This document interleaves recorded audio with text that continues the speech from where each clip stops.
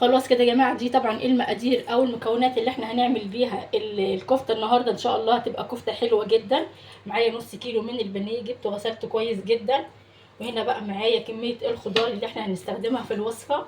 معايا فلفل اخضر، وكمان معايا بصل. هنا معايا حطيت 2 كده من الفلفل السبايسي. عايزه تحطي فلفل اخضر بارد اوكي براحتك. وهنا كمان معايا 4 فصوص من الثوم، حجم متوسط. وكمان معايا بيكنج باودر، هناخد بس كده منه معلقه.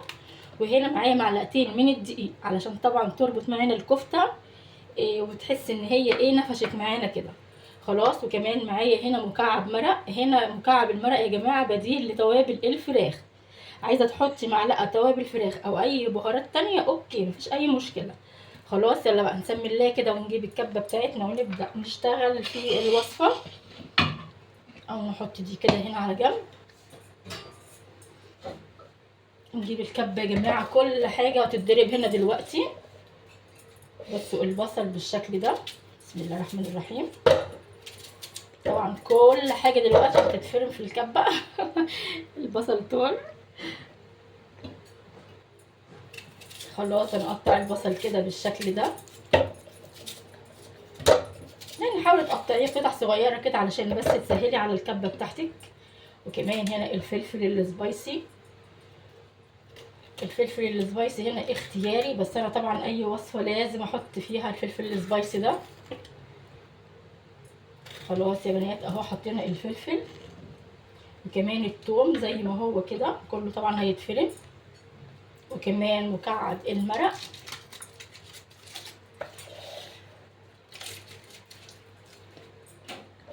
بالشكل ده.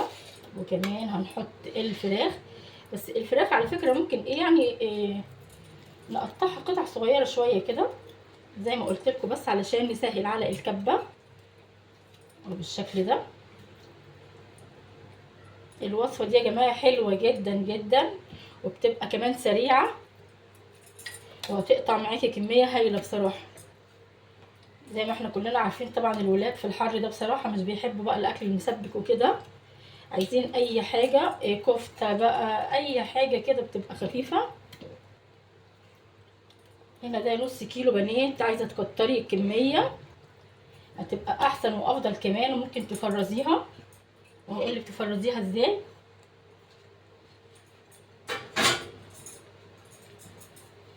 وكمان هنحط البيضه. بسم الله الرحمن الرحيم. مش عارفه البيضه بقت مقروضه ليه كده. البيضه كده ايوه كده باينه. وكمان هنا معلقتين الدقيق. خلاص يا جماعه بصوا كل المكونات فوق بعضها، ما اخدتش معانا وقت خالص، وفي الاخر ان شاء الله النتيجه هتبقى حلوه جدا. نحط معلقه كده من البيكنج باودر بس مش اكتر، علشان ما تبقاش معانا كبسه كده ومش حلوه، هتحس ان هي اتنفخت. البيكنج باودر ده هينفخها كده ويخليها حلوه جدا. وكمان البيضه مش هتخليها برده كبسه معانا، لا هتبقى هشه. خلاص يا جماعه مش اكتر من كده. احنا لسه ما حطيناش الملح. بسم الله الرحمن الرحيم. هحط ملح. الملح اهو. الملح طبعا حسب ذوقك بس مش اكتر.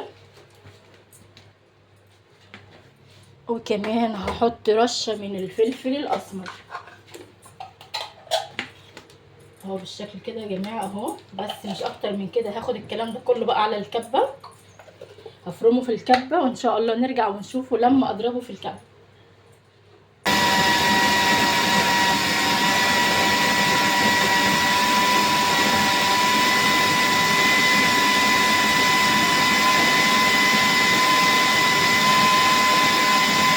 خلاص كده يا بنانيت اهو. طبعا الخليط بتاعنا بصي بقت كفته كفته اهي. بصي اتطحنت خالص خالص. تعالي بقى نطلعها كده في الطبق علشان طبعا نتمكن فيها اكتر او نتحكم فيها اكتر. نشيل بس السلاح ده لحسن يعورنا. بالشكل ده.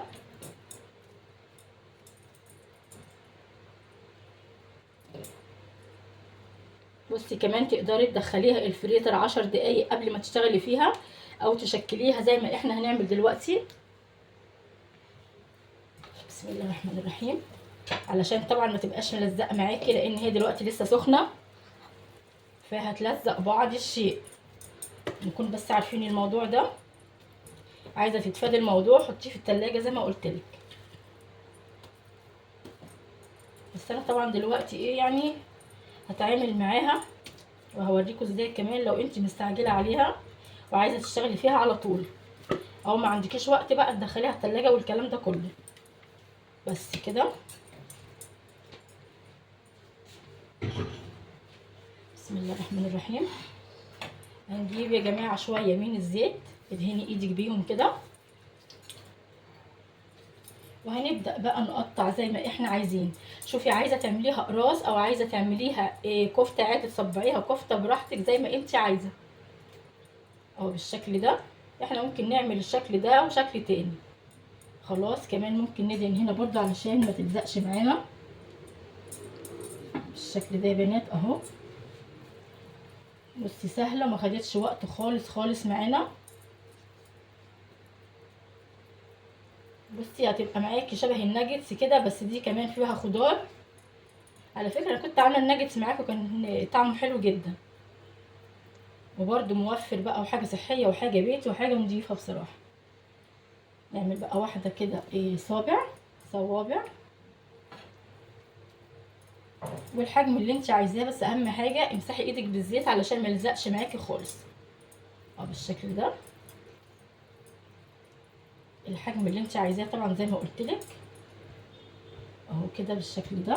خلاص يا جماعه، بس عشان ما اطولش عليكم انا هقطع الكميه دي او هشكلها ونرجع ان شاء الله ونشوفها لما تتشكل.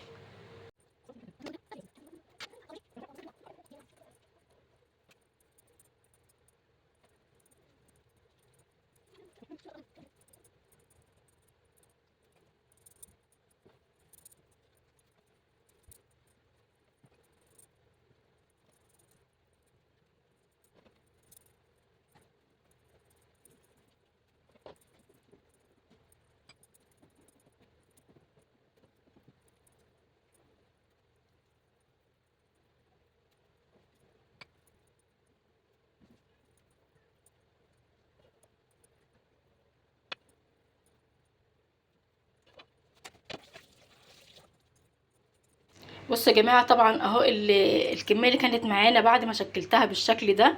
بصي قطعت كميه هايله يعني. بصي النص كيلو بانيه عمل لك كميه جميله جدا.